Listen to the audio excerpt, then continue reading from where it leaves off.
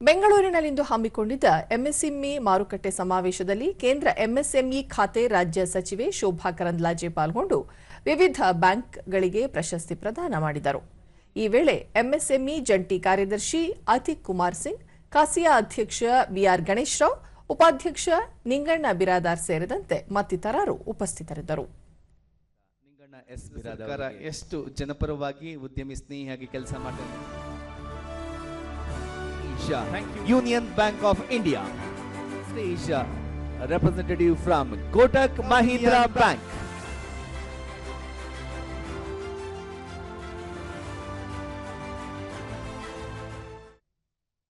ಬಳಿಕ ಸಚಿವೆ ಶೋಭಾ ಕರಂದ್ಲಾಜೆ ದೇಶದ ಜಿಡಿಪಿಗೆ ಎಂಎಸ್ಎಂಇಯ ಕೊಡುಗೆ 40% ಜೊತೆಗೆ 40% ಎಂಎಸ್ಎಂಇ ತಯಾರಿಸಿದ ಉತ್ಪನ್ನಗಳು ರಫ್ತಾಗುತ್ತಿವೆ.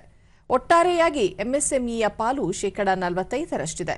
ಆದರೆ ದೇಶದಲ್ಲಿ ಕೃಷಿ, ಬೃಹತ್ ಕೈಗಾರಿಕೆ, ಡಿಜಿಟಲ್ ಮಾರುಕಟ್ಟೆ, ಕಂಪ್ಯೂಟರ್, ಮಾಹಿತಿ ತಂತ್ರಜ್ಞಾನ ಸೇರಿದಂತೆ ಹಲವು ವಲಯಗಳಿದ್ದರೂ ಎಂಎಸ್ಎಂಇಯ ಪಾಲು ಹೆಚ್ಚಿರುವುದು ಹರ್ಷದ ಸಂಗತಿ ಎಂದರು. ದೇಶದ ವಿಕಾಸದಲ್ಲಿ ಎಂಎಸ್ಎಂಇಗಳ ಕೊಡುಗೆ ಅಪಾರ. ಪ್ರಧಾನಿ ನರೇಂದ್ರ ಮೋದಿ ನೇತೃತ್ವದ ಸರ್ಕಾರ ಸೂಕ್ಷ್ಮ, ಸಣ್ಣ ಮತ್ತು ಮಧ್ಯಮ ವಲಯದ ಕೈಗಾರಿಕೆಗಳ ಸಮಸ್ಯೆಗಳನ್ನು ಬಗೆಹರಿಸಲು ಹೆಚ್ಚಿನ ಒತ್ತು ನೀಡಿದೆ.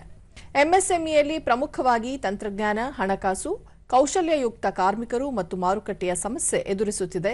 ಇವುಗಳಿಗೆ ಪರಿಹಾರ ಕಂಡುಕೊಳ್ಳಲು ಕೆಲಸ ಮಾಡಲಾಗುತ್ತಿದೆ. ಭಾರತವನ್ನು ಆತ್ಮನಿರ್ಭರ ಮಾಡುವಲ್ಲಿ ಉತ್ಪಾದನಾ ಕ್ಷೇತ್ರದ ಪಾಲು ಹಿರಿದು ಎಂದು ಹೇಳಿದರು. How to bring that and how to invest. Finance is second constraint. Third is skilled laborers. We got enough laborers, but skilled laborers हमारे लिए बहुत बड़ा समस्या है. Fourth is marketing. ये 4 चीज हमारे सामने बहुत बड़ा सवाल है.